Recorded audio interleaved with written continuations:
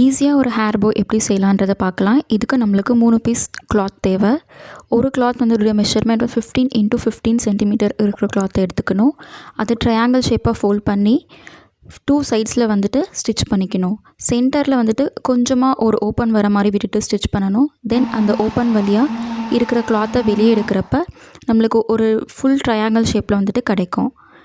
அதோடைய எட்ஜஸ் எல்லாம் எடுத்து விட்டுட்டு அதை சென்டரில் வந்துட்டு ஃபோல்ட் பண்ணி அதை ஒரு த்ரெட்டால் என்ன பண்ணணும், ஸ்டிச் பண்ணி கட் பண்ணி வச்சுக்கணும்.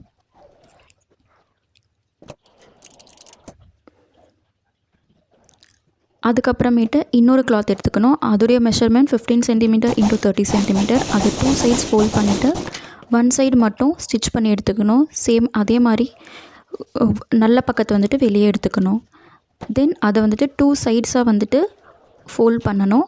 ஃபோல்ட் பண்ணிவிட்டு சென்டர் பார்ட்டை வந்துட்டு பிடிச்சிக்கணும். அதில் குட்டி குட்டி ப்ளீட்ஸ் எடுத்துகிட்டு த்ரெட்டால் வந்துட்டு அதை டை பண்ணி வச்சுக்கணும்.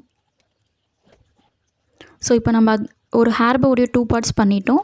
இன்னும் ஒரே ஒரு பார்ட் இருக்குது. அந்த பார்ட்டுக்கு வந்துட்டு நம்ம 5 சென்டிமீட்டர் x 10 சென்டிமீட்டர்னு எடுத்தோம்ல, அந்த கிளாத்தை 1 சைடு ஃபோல்ட் பண்ணி ஸ்டிச் பண்ணிக்கணும். அதே மாதிரி அதில் ரைட் சைடு வந்துட்டு வெளியே வர மாதிரி எடுத்துக்கணும். வந்ததுக்கப்புறமேட்டு நம்ம ஆல்ரெடி ஸ்டிச் பண்ணியிருக்க 2 இதையும் வந்துட்டு ஒன்றுத்துக்கு பக்கத்தில் ஒன்று வச்சுட்டு ஒரு த்ரெட் மூலியமாக வந்துட்டு அதை டைப் பண்ணிடணும்.